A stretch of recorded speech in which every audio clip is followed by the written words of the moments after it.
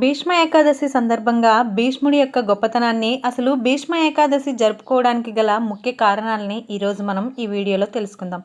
వీడియోలోకి వెళ్లే ముందు నా ఛానల్ని కొత్తగా చూస్తున్న వారైతే సబ్స్క్రైబ్ చేసుకోండి. అలాగే పక్కనే ఉన్న బెల్ ఐకాన్ని క్లిక్ చేసినట్లయితే మీకు ప్రతి నోటిఫికేషన్ కూడా ముందుగానే మీకు మొబైల్కి వస్తుంది.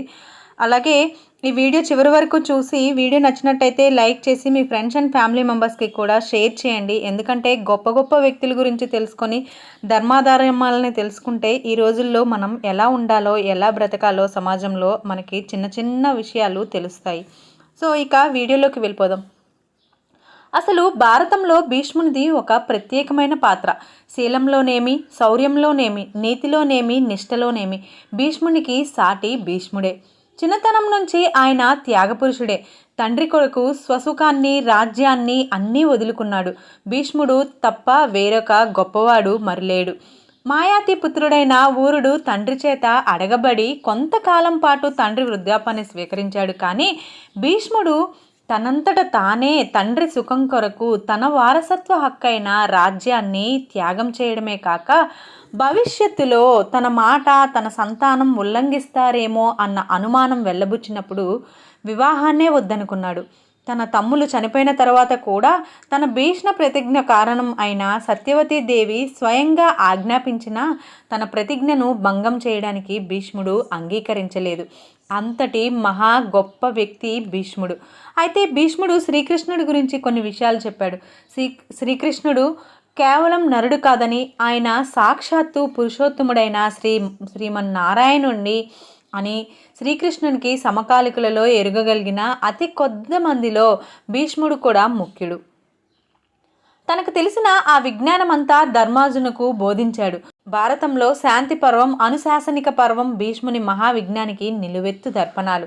భీష్మ ఏకాదశి రోజు ఏ పారాయణం చేస్తే అణువులో ఒక్కరిగా, అష్టమణువుల్లో ఒక్కరిగా, శౌర్యపత్రంలో అసమాన ప్రతిభ కలిగిన మహానుభావుడు మహాభారత యుద్ధంలో నేలకొరిగినప్పటికీ దక్షిణాయనంలో మరణించడం ఇష్టం లేక ఉత్తరాయణం కోసం వేచి ఉన్నాడు. తన నీర్యానికి సమయం నిర్ణయించుకున్నాడు.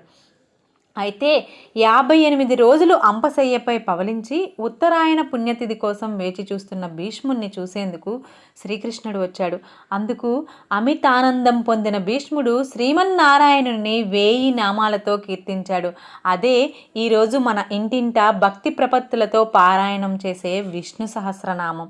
అనంతర కాలంలో రాజ్యపాలన చేయవలసి ఉన్న ధర్మరాజును ఉద్దేశించి రాజనీతి అంశాలను బోధించాడు. ధర్మరాజు అడిగిన ప్రశ్నలకు భీష్ముడు ఇచ్చిన సమాధానమే విష్ణు సహస్రనామానికి ఉపోద్ఘాతం.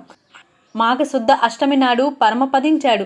మాఘశుద్ధ అష్టమి నాడు భీష్మాచార్యుని ఆత్మ శ్రీకృష్ణునిలో లీనమైనది. భీష్ముడు మోక్షం పొందిన తరువాత వచ్చిన మాఘశుద్ధ ఏకాదశినే భీష్మ ఏకాదశి అంటారు. అయితే ఈ భీష్మ ఏకాదశిని మహాఫల ఏకాదశి, జయ ఏకాదశి అని కూడా పిలుస్తారు. అయితే విష్ణు సహస్రనామం ఎప్పుడు పఠించినా పుణ్యం కలుగుతుంది. ముఖ్యంగా భీష్మ ఏకాదశి నాడు కనుక విష్ణు సహస్రనామ పారాయణం చేస్తే ఆ ఫలితం అనంతంగా ఉంటుంది. అనుకున్న పనులు నిర్విఘ్నంగా నెరవేరుతాయి. అందుకే భీష్మ ఏకాదశి నాడు తప్పకుండా విష్ణు సహస్రనామాన్ని పఠించడం కానీ, లేదంటే శ్రీరామ శ్లోకాన్ని ఒక 3 సార్లు పఠించినా సరే మనకి ఎటువంటి బాధలు కూడా ఉండవు అని పురాణాలు నమ్ముతున్నాయి. ఇదండి భీష్ముని విశిష్టత. ఈ వీడియో మీకు నచ్చినట్టయితే లైక్ చేయండి. మరో మంచి వీడియోతో మీ ముందుకు వస్తాను. Thanks for watching.